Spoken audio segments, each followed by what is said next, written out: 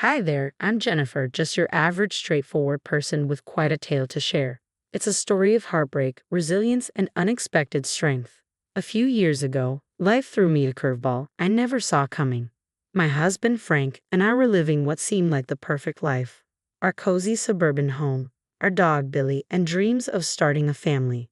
But then, out of nowhere, our lives took a sharp turn. I experienced a miscarriage that hit us like a relentless blow, shaking us to our core and challenging our marriage. We suddenly found ourselves lost in a whirlwind of pain and confusion.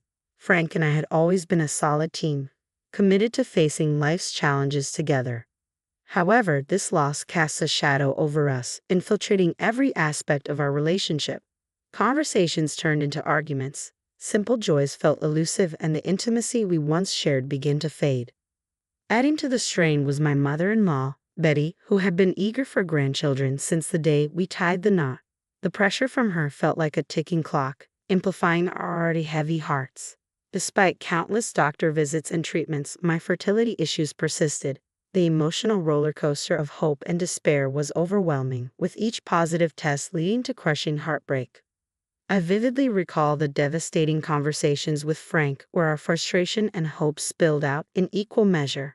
"It's not fair, Jennifer. We've tried so hard," he'd say, his voice thick with disappointment. "I know, Frank. I never wanted this," I would reply, feeling the weight of our shared dreams crumbling around us.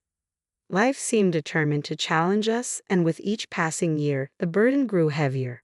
Friends and family offered their support, but the journey of trying to conceive remained daunting, a profound weight that loomed over us, growing more burdensome as time marched on. Yet through these trials, Frank and I discovered the depths of our strength and the resilience of our bond.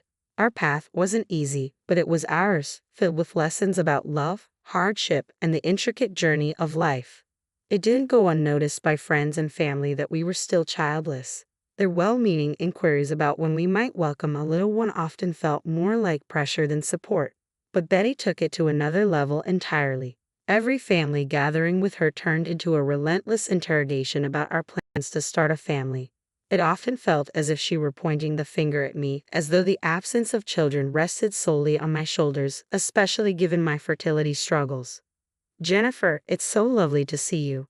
How have you been?" Betty would begin sweetly. "I've been good, Betty. Thanks for asking," I would reply, bracing myself for what came next. "Any good news to share? How about a little one on the way?" "Betty, we've talked about this. We're still trying, but it's not that simple," I'd respond, trying to keep my frustration at bay. Trying to keep my tone light. "Oh dear, are you sure you're doing everything right? You've been married for quite some time now. Maybe it's time to see a specialist." "Yes, Betty, we've seen specialists. We're doing everything we can. It's just not happening as easily as you might think." "Well, maybe you should try some natural remedies. I've heard that herbal teas and certain positions can help. I really want a grandbaby." "Betty, this is a private matter. We're handling it the best we can," I'd insist, hoping to steer the conversation away. "Oh please, private? We're family. We should be able to discuss these things openly." "I understand that, Betty, but let's just enjoy our time together today without discussing this, okay?" "All right, dear, but tick-tock, time is wasting, and soon you won't be able to have kids." "I'll keep that in mind, Betty." It was always like this. I felt an immense weight of pressure and shame for not meeting her expectations of a perfect daughter-in-law who would bless her with grandchildren. Ironically, she never imposed such expectations on her own daughter, who wasn't even married yet and seemed to escape scrutiny. It was incredibly frustrating. This period in our lives was tremendously challenging. The pressure from Betty only continued to build, and it felt like she was constantly holding my fertility struggles against me. I could see the strain it was putting on both Frank and me. I suggested adoption several times, but Frank was adamant about having a biological child, which led to heated arguments between us. The tension from these discussions, coupled with external pressures, made everything even harder. I expressed to Frank how painful and unfair it felt to distinguish between biological and adopted children. As to me, all children deserve love equally. Yet he remained focused on having a biological child, a desire that weighed heavily on both our hearts. I couldn't shake the thought of the countless children out there longing for a family, which only deepened my sadness. As for Betty, her attitude escalated to overtly harsh territory. She relentlessly blamed me for her inability to have children, as if my fertility issues were something I could resolve with a little more effort. It created an unbearable situation where I was fighting to preserve my marriage while enduring constant judgment and reproach. It was an emotionally draining ordeal. Betty never hesitated to express her dissatisfaction. "Jennifer, you need to fix this and fast. You're the reason we don't have any grandchildren yet," she'd confront me. "Betty, I've been trying everything I can. It's not as simple as you think. I'm dealing with fertility issues," I'd reply, my patience wearing thin. "Well, you need to try harder. We can't let our family line end with you," she retorted, her fixation feeling almost dystopian, as if she expected me to fulfill some sort of Handmaid's Tale scenario. Overwhelmed, I decided to seek some insight from my sister-in-law, Amy, who always seemed more empathetic. "Amy, I don't understand why your mom is so fixated on me having a baby. It's not entirely under my control, and she's making my life miserable." I confided in Amy, hoping for clarity. "Jennifer, it's not just about grandkids," she hesitated, hinting at something deeper. After some coaxing, she revealed her troubling thoughts. "I overheard Mom talking to some family friends. She's worried that Frank might leave you for someone younger, someone who can have kids." "What? Frank would never do that. Why would you even think such a thing?" I was shocked. "I know you believe that, but remember, Frank was quite the ladies' man before. I didn't want to say anything because he's my brother, and I'm loyal to him." "You're lucky I'm even sharing this with you," Amy admitted. "Honestly, I think Mom might have a point." "Yeah, Jennifer, time is ticking," she added, echoing the harsh reality looming over us. This revelation shook me deeply, intertwining my marital uncertainties with the invasive pressures from Betty and adding layers of complexity to an already strained relationship. Hearing about the possibility of Frank leaving me for someone younger left me staggered. Amy hinted at a younger coworker, an intern around 25 years old, with whom Frank seemed to enjoy chatting a bit too much. The thought that my husband could even consider leaving me, or worse, engaging with other women behind my back, was shattering. My heart felt like it was being torn apart by the potential betrayal. After grappling with my suspicions and the agony they caused, I reached a breaking point. The distance between Frank and me had widened into an unbridgeable chasm, and I knew it was time for a confrontation. One evening, sensing my withdrawal and standoffishness, Frank asked me about it. Overwhelmed by pain and frustration, I confronted him directly about his fidelity. Initially, Frank denied everything, as anyone might in such a shocking situation, but as the conversation wore on, he eventually confessed to his indiscretions. The revelation of his affair with a younger coworker unleashed a torrent of emotions within me. In a moment of intense anger and hurt, I slapped him, a stark reflection of the pain he had inflicted. Frank's reaction was predictably mixed with pleas and requests for forgiveness, but I could see right through it. Over the years, I had built a stable and prosperous life for myself, making wise financial decisions and advancing in my career.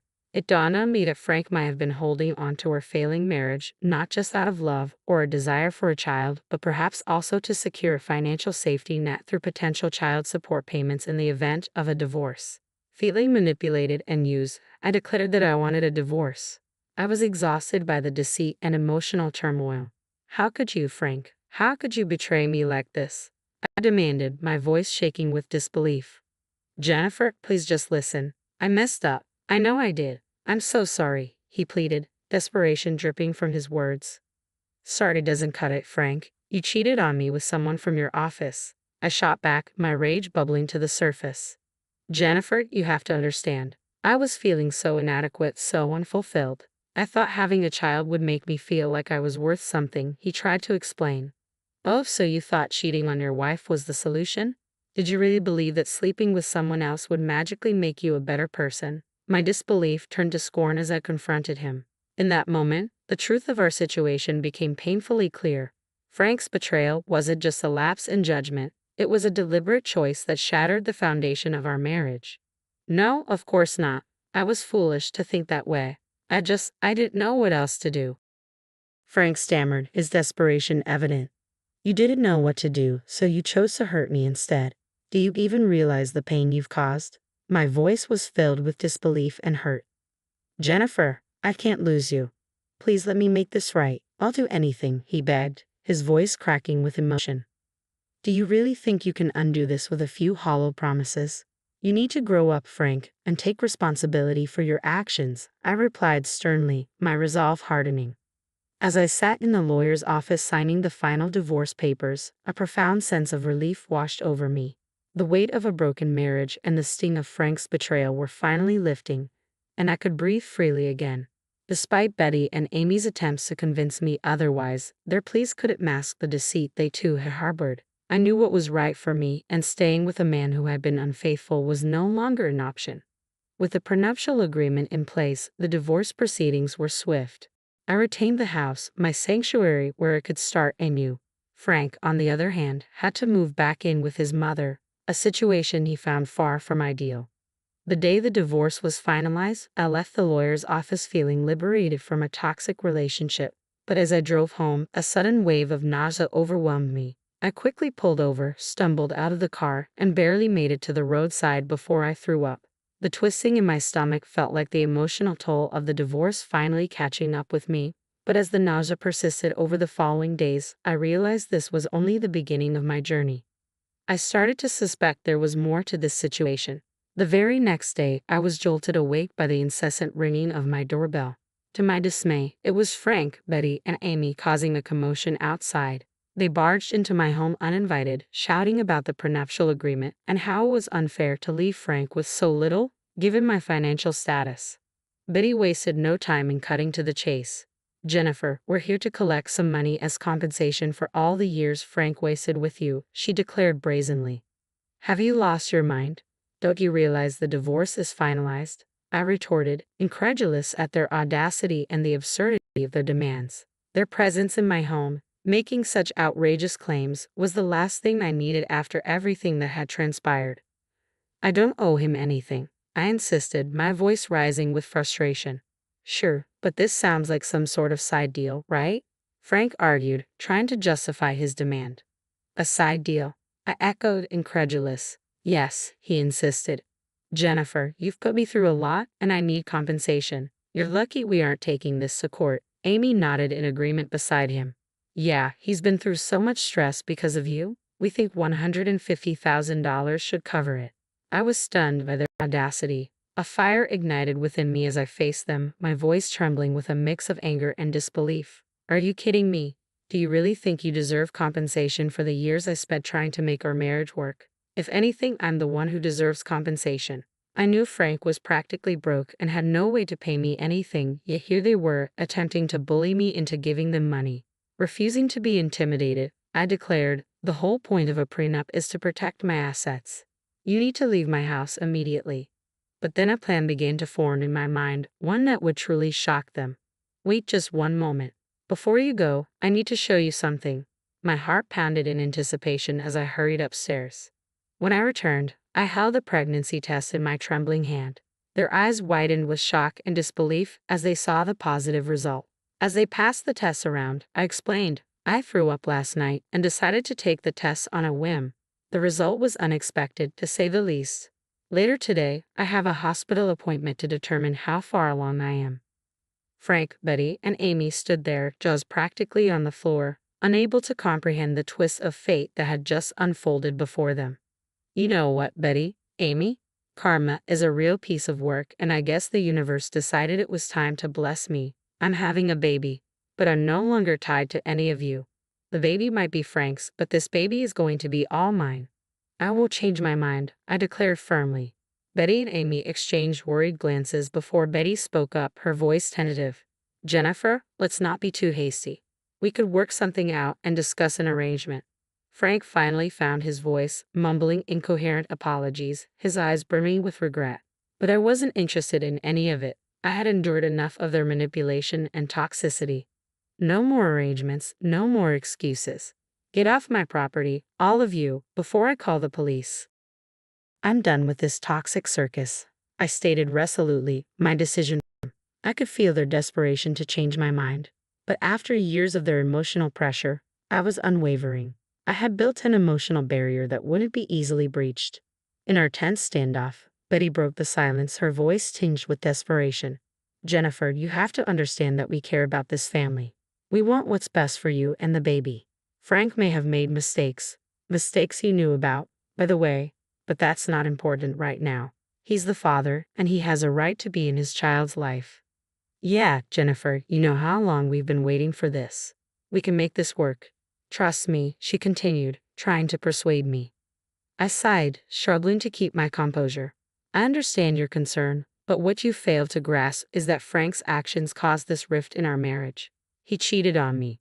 Betty, you're a smart woman. I'm sure you don't even believe what you're saying. You three are just trying to get into my life to access my money. That's ridiculous. Yes, I agree you're taking this too far, Frank chimed in, his voice shaky. Jennifer, I messed up big time. I regret what I did, and I'm willing to make amends for the sake of our child. Can't we try to work this out? I looked at him, my eyes filled with a mix of anger and sadness. Frank, this isn't just about your infidelity. It's about years of emotional manipulation and pressure from your mother and sister. I've endured so much because of your family, and I can't go back to that toxic environment. Amy tried a different approach, her voice softer, attempting to sound conciliatory. Jennifer, we admit we made mistakes too. We were too pushy, and we're sorry for that. But we only wanted what was best for you, even if we went about it the wrong way. Please, for the sake of the family, reconsider. But I wasn't swayed. Sure, Amy, but it doesn't change what happened. I've made my decision. I want a fresh start for myself and my child, away from the constant pressure and guilt trips. So, thanks, but no thanks. Clearly frustrated, Betty raised her voice. You're being unreasonable, Jennifer. You can't just cut us out like this. I took a deep breath, my patience wearing thin. I can and I will. My priority now is the well-being of my child, I asserted firmly. Their attempts at reconciliation felt shallow, and their motives were transparent. In that moment, I knew I needed to stand strong, not just for myself, but for the future of my child, free from the turmoil and the strings attached by Frank and his family. I've decided not to expose my child to such a toxic environment. You all need to leave. I won't change my mind, I stated, my voice resolute. Amy's eyes filled with tears as her voice trembled. Jennifer, please don't do this. We love you and want to be a part of your life and your baby's life. As I had mentioned before, you can have a relationship with the baby, but I will not compromise my happiness and mental health for anyone. Please, I don't want to repeat myself. I struggled to maintain my calm. Frank, who had been quietly weeping throughout the conversation, finally spoke up, his voice cracking with emotion. Jennifer, please reconsider. I'll do whatever it takes to make things right. I'm sorry about those girls. They meant nothing. I looked at him, feeling a pang for the man I once loved. Frank, it's too late for us. But you can still be a good father to our child. Just remember that actions speak louder than words. With that, I turned and walked away, locking the door behind them. Betty, Amy, and Frank stood there, their faces a mix of sadness and regret. It was time to start a new chapter in my life, one where I could breathe freely without the weight of their expectations and demands. Life had indeed taken a turn for the better. I had my beautiful baby girl, the center of my universe. She was healthy and thriving, a source of immeasurable joy. Each day spent with her filled my heart with love and gratitude. I decided to allow supervised visits with Frank, Betty, and Amy, believing my daughter deserved to know her father and connect with her paternal family. However, I set clear boundaries, expecting them to be respected. Yet every visit seemed to come with the same chorus of pleas and accusations. They insisted I was being selfish for not reuniting with Frank. The pressure and guilt-tripping were relentless, wearing down my patience. One day, during another supervised visit, the familiar arguments erupted. Betty and Amy launched into their usual tirade about how I was tearing the family apart, claiming I was depriving my daughter of a complete family and that she deserved to have her parents together. I had had enough. After gently placing my baby girl in her crib, I turned to face them, my voice firm yet weary. I've been patient, I began, ready to reassert my boundaries and defend the peaceful life I had fought so hard to create for my daughter and myself. I've strived to maintain a civil relationship for the sake of our child, but the constant badgering and shouting are simply unacceptable. When Frank attempted to intervene, saying, Jennifer, please can't we talk about this? I firmly shook my head. No, Frank, this isn't up for debate. I've made my decision, and it's final. I won't tolerate this environment for our daughter. My resolve was clear. Betty and Amy exchanged frustrated glances but continued to argue, accusing me of being rigid and unreasonable. Taking a deep breath, I addressed them sternly.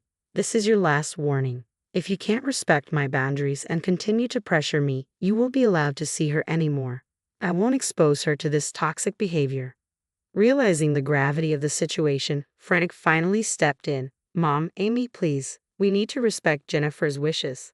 Our daughter deserves a peaceful and loving environment," he pleaded. Betty and Amy fell silent, their faces reflecting disappointment and resignation. It seemed they finally understood that their constant interference was only pushing them further away from their granddaughter. From that day forward, our visits became more peaceful. While they still harbored hopes for a reunion between Frank and me, they no longer pressed the issue.